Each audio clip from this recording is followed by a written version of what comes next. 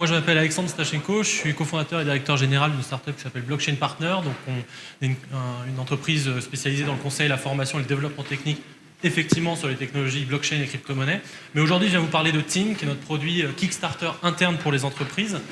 Alors, on est parti d'un constat qui est assez largement partagé, qui est que la transformation numérique en entreprise reste très souvent à l'état du credo, c'est-à-dire que vous avez la quasi-totalité des dirigeants qui en font une priorité, et dans la réalité, moins de la moitié des salariés le ressentent, le vivent au quotidien, avec une foultitude de raisons. J'en ai listé quelques-unes. Évidemment, des processus de décision qui sont souvent très top-down, donc qui n'incluent pas forcément, qui n'engagent pas les collaborateurs, donc qui ne participent pas au processus de transformation.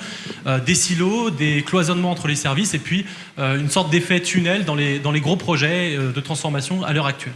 Alors, partant de ce constat, on a donc lancé Team, qui est une plateforme de crowdfunding, mais intra-entreprise, au service de la transformation numérique.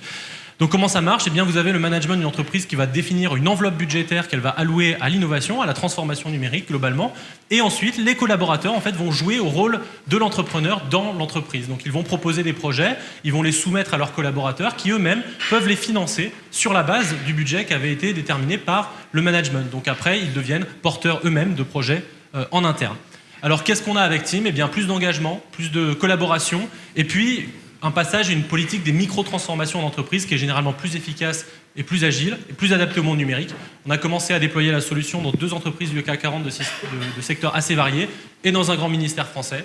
Et j'espère qu'évidemment vous serez la prochaine. On vous attend au stand dans la salle à côté. Vous n'échapperez pas à la question de Marc. Bien sûr, mais je ne compte pas. Oui, parce que vous nous avez indiqué justement que vous travaillez avec des entreprises du CAC 40 et un ministère. Et du coup, quels sont les premiers enseignements et retours d'expérience que vous avez eu avec ces clients-là ? Tout à fait. Alors c'est une question qui est très importante parce que, en particulier quand on utilise des technologies comme celle-ci, un des premiers freins, ça va être l'adoption, l'immaturité de ces technologies-là. Donc on était très sensible aux premiers retours utilisateurs. On a une première campagne qui s'est terminée donc, chez le client CAC 40 dans le manufacturing en décembre. Donc les résultats sont tout chauds. Et ils sont plutôt surprenants dans le bon sens du terme, puisque donc, c'était une campagne test sur 71 utilisateurs répartis dans 10 usines. Et finalement, sur les 71 utilisateurs, il y en a 95% qui ont utilisé leur budget pour l'investir dans au moins un projet, 30% dans plus d'un. On a 23 projets qui ont été proposés, soit presque un projet tous les 3 collaborateurs. Et à la fin, eh bien, en fait, on a de l'engagement, mais on a aussi des projets qui respectent en gros le KPI attendu, c'est-à-dire des micro-projets.